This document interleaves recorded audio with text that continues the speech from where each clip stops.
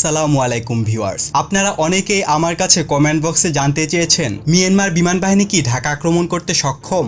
আপনারা জানেন বাংলাদেশ বিমান বাহিনীর চেয়ে মিয়ানমার বিমান বাহিনীর শক্তি।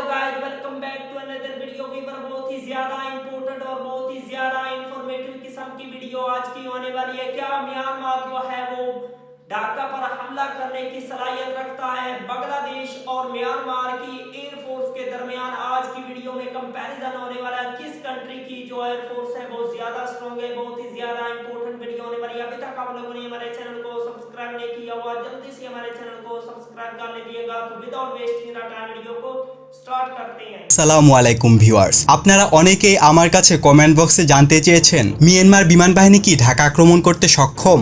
আপনারা জানেন বাংলাদেশ বিমান বাহিনীর চেয়ে মিয়ানমার বিমান বাহিনীর শক্তি ইতিমধ্যে অনেক বেশি। ওদের এয়ার ডিফেন্সও আমাদের চেয়ে ভালো। তাহলে কি মিয়ানমারে বিমান হামলা থেকে বাংলাদেশ নিজেকে বাঁচাতে পারবে? মিয়ানমারের কাছে রয়েছে 15+ অ্যাক্টিভ মিগ-29, 24টি F-7 এবং 3টি JF-17 ব্লক 1 যুদ্ধ বিমান। তবে আরও 13টি পাকিস্তান থেকে JF-17 থান্ডার যুদ্ধ বিমান মিয়ানমার বিমান বাহিনীর বহরে খুব দ্রুতই যুক্ত হবে। পক্ষান্তরে বাংলাদেশের কাছে রয়েছে 8টি মিগ-29 এবং 37টি F-7 যুদ্ধ বিমান। এখানে একটা বিষয় সকলের জানা প্রয়োজন, সেটা হচ্ছে মিয়ানমারের প্রধান শত্রু থাইল্যান্ড, যারা কিনা F-16, গ্রিপেন, F-5 মিলে মোট 98টি যুদ্ধ বিমান মিয়ানমারের বিরুদ্ধে দাঁড় করিয়ে রেখেছে। সুতরাং মিয়ানমার দুই দিক থেকেই চাপে আছে, যা যুদ্ধক্ষেত্রে বিমান বাহিনীকে পূর্ণ শক্তি প্রদর্শনের ক্ষেত্রে একটি বড়সড় বাধা।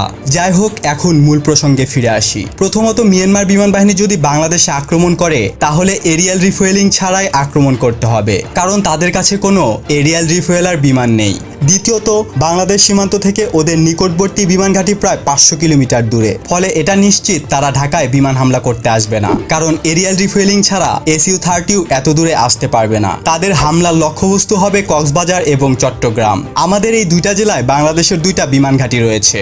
এখন হামলাকারী বিমান নিয়ে একটু কথা বলি। জার্মান এয়ারফোর্সের ভাষ্যমতে মিগ-29M যুদ্ধ বিমান যদি 3টে ড্রপ ট্যাঙ্ক, অর্থাৎ এই ট্যাঙ্কগুলোতে অতিরিক্ত জ্বালানি নেওয়া হয় এবং তা বিমানের হার্ড পয়েন্টে ঝুলে রাখা হয়, মানে 3টা ড্রপ ট্যাঙ্ক যদি বহন করে, তাহলে সেই মিগ-29M এর কমব্যাট রেডিয়াস হয় 800 কিলোমিটার।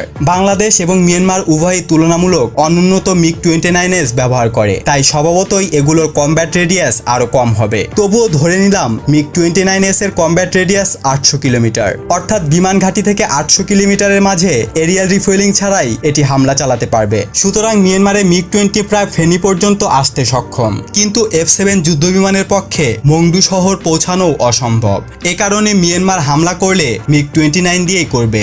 লক্ষণীয় বিষয় হলো, মিয়ানমার বিমান বাহিনী যদি বাংলাদেশে হামলা করে তাহলে অবশ্যই গাইডেড বোমা দিয়ে হামলা করবে, কারণ রকেট দিয়ে হামলা করলে মিগ-29 গুলো বাংলাদেশি ম্যানপ্যাডের হাতে বিধ্বস্ত হয়ে যাবে। এছাড়া তাদের AGM অর্থাৎ এয়ার টু গ্রাউন্ড মিসাইল নেই, যা দিয়ে তারা হামলা করবে। আরেকটি ব্যাপার হচ্ছে, মিগ-29 বিমানে 2টি এক্সটার্নাল ড্রপ ট্যাঙ্ক নেওয়ার পর যতটুকু পেলোড বাকি থাকবে তাতে গাইডেড বোমার সাথে শুধুমাত্র 2টি R-73 মিসাইল নিতে পারবে, অথবা গাইডেড বোমা না নিয়ে BVR মিসাইল নিতে হবে। প্রশ্ন হলো, তারা যদি গাইডেড বোমা না নিয়ে শুধুমাত্র BVR মিসাইল নিয়ে আসে তাহলে গ্রাউন্ডে অ্যাটাক করবে কি দিয়ে? আপনারা জেনে থাকবেন তাদের কাছে সর্বমোট 31টি মিগ-29 রয়েছে। অর্থ সংকট, ওভারহোলিং না করা এবং পার্টসের অভাবে 15টির মতো মিগ-29 যুদ্ধবিমান অ্যাক্টিভ রয়েছে তাদের বহরে। এটা আমেরিকার CIA রিপোর্ট। আবার এদের সবগুলোই BVR মিসাইল নিতে পারবে না, যেমন বাংলাদেশের 2টি মিগ-29 UB বিমানও BVR মিসাইল নিতে পারবে না। ধরে নিলাম ওরা সব বাধা ডিঙিয়ে 31টি মিগ-29কেই যুদ্ধ উপযোগী করে তুলে তারপর বাংলাদেশে হামলা করবে। এক্ষেত্রে গাইডেড বোমাবাহী কোনো বিমানেই R-27 BVR মিসাইল বহন করবে না, সবগুলোকেই R-73 মিসাইল বহন করতে হবে। আর এগুলোকে প্রতিরোধ করার জন্য কক্সবাজার এবং চট্টগ্রাম বিমান ঘাঁটিতে 31টি F-7 যুদ্ধ বিমান থাকবে, যেগুলো প্রতিটি 4 থেকে 5টি করে PL-9C মিসাইল বহন করতে পারবে, যার রেঞ্জ R-73 সমান, অর্থাৎ 35 কিলোমিটার। এছাড়া যুদ্ধকালীন পরিস্থিতিতে প্রয়োজনে 6টা মিগ-29 AC এবং 2টা মিগ-29 UB-কেও চট্টগ্রামে মোতায়েন রাখা হবে। তবে আশা করা যায় এটার প্রয়োজন হবে না। যদিও কোনো দেশই একসাথে বিমান বাহিনীর অর্ধেক বিমানও আকাশে ওড়ায় না, তবুও ধরে নিলাম মিয়ানমার ও বাংলাদেশ সেটাই করবে। এখন প্রশ্ন হচ্ছে, মিয়ানমারের 31টি মিগ-29 বিমান, যেগুলোর প্রতিটির কাছে মাত্র 2টি অ্যান্টি এয়ারক্রাফট মিসাইল থাকবে, সেগুলোর জন্য 4 থেকে 5টি অ্যান্টি এয়ারক্রাফট মিসাইলওয়ালা F-7 কি যথেষ্ট নয়? যদি এগুলোর সাথে 6টি অ্যান্টি এয়ারক্রাফট মিসাইল নিয়ে 8টি মিগ-29ও যোগ দেয়, তবুও কি মিয়ানমার বিমান বাহিনীর হামলা থেকে বাংলাদেশকে রক্ষা করা করা যাবে না? আর এত কিছুর বাধা টপকানোর পরেও যদি মিয়ানমার বিমান বাহিনীর 2-1টা বোমা বাংলাদেশে ফেলতে আসে, তাহলে FM-90 স্যামের হাতে শিকার হতে হবে। এর রেঞ্জের বাইরে গাইডেড বোমা নিক্ষেপ করা বার্মিজ MiG-29 এসির পক্ষে অসম্ভব।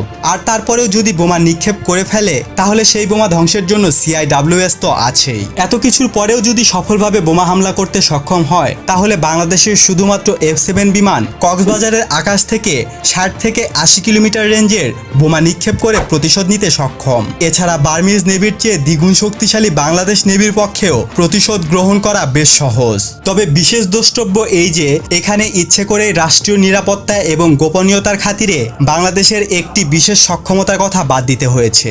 वाह वंडरफुल वीवर, क्या शानदार किस्म की बांग्लादेश की एयर पावर है। बांग्लादेश के पास बहुत ही ज्यादा पावरफुल किस्म के फाइटर जेट हैं, F-7 BGI, MiG-29, Yak-130 और भी कई सारे बांग्लादेश के पास। इंशाल्लाह 2025 में ही आई होप के दुनिया के जदीद और मॉडर्न किस्म के फाइटर जेट आएंगे। बांग्लादेश म्यांमार और भारत को ऐसा सबक सिखाएगा अगर वो बांग्लादेश की फिजा में आने की कोशिश करेंगे और बांग्लादेश के साथ खड़ा है इंशाल्लाह पाकिस्तान, और साथ में चाइना और तुर्की भी। कोई भी बांग्लादेश का नुकसान नहीं कर सकती कंट्री। बांग्लादेश का दिफा इंशाल्लाह बहुत ही ज्यादा मजबूत होगा। अगर आप लोगों को मजीद इंफॉर्मेटिव वीडियो देखनी है तो जल्दी से हमारे चैनल को सब्सक्राइब कर लीजिएगा। मिलते हैं आपसे नेक्स्ट वीडियो में इंशाल्लाह, तब तक के लिए अल्लाह हाफिज।